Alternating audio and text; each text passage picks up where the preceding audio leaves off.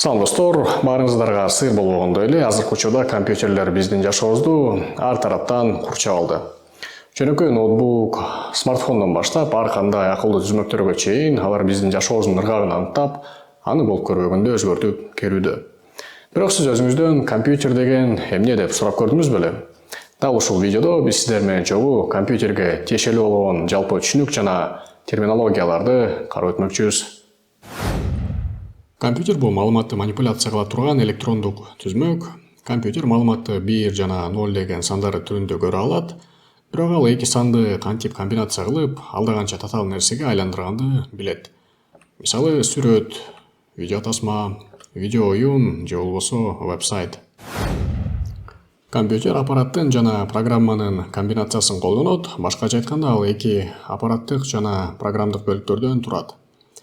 Аппараттык бөлүк компьютердин физикалык бөлүгү болуп эсептелет. Башкача айтканда, ал бөлүктү биз колубуз менен кармап көрө алабыз. Ал өз кезегинде ичкери жана сырткары компоненттерден куралган. Мисалы, сырткары компоненттерге монитор, клавиатура жана жичканча кирсе, ички бөлүкчөгө энелик тактайча, процессор, эс-титум сыяктуу нерселер кирет. Ал эми программдык бөлүк болсо, бул кайсы бир инструкциялардын жыйынтысынан куралып, компьютердин аппараттык бөлүгүнө эмне кылыш керек экендигин көрсөтүп турат. Мисалы, анда аларга операциондук система, веб-браузер, медиа ойноткуч сыяктуу программалар кирет. Эгер көпчүлүк адамдар компьютер деп айтса, анда алар көпчүлүк учурда персоналдык компьютер жөнүндө сөз кылып жаткан болот. Алар өз кезегинде десктоп компьютери же болбосо ноутбук болушу мүмкүн.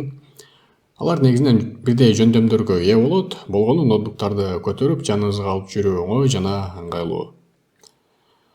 Персоналдык компьютерлер ар кандай стилде болушат. Мисалы, Apple'дын Macintosh компьютерлеринде Mac OS операциондук системасы орнотулган.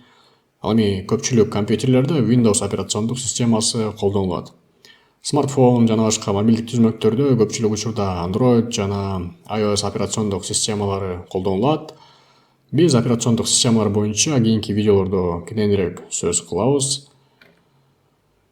Компьютерлер бир гана персоналдык компьютер менен чектелбестен, алар ар кандай формаларда жана өлчөмдөрдө болушат.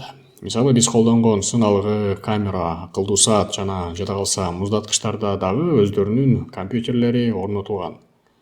Бирок алар албетте персоналдык компьютер сыяктуу татаал универсалдуу тапшырмаларды аткара алышпайт. Жогоруда аталган компьютерлерден дагы сырткары биздин жашообузда чоң роль ойногон дагы бир компьютердин түрү бар. Ал сервер компьютери. Сервер маалыматтарды башка компьютерлерге интернет аркылуу жөнөтүп турат. Башкача айтканда, сиз интернетти колдонгон сайын сиздин түзмөккө сиз көрүүгө каалаган веб баракчаларды же маалыматтарды сервер жөнөтүп турат. Мисалы, сиз көрүп жаткан бул видео дагы серверден жүктөлүп, экраныңызга көрсөтүлүүдө.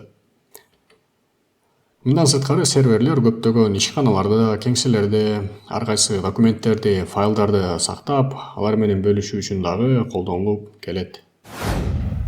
Корутундулай кетсек, өзүңүздөр күбө болгондой, компьютерлердин ар кандай түрлөрү бар. Алар аппараттык жана программдык бөлүктөрдөн куралган.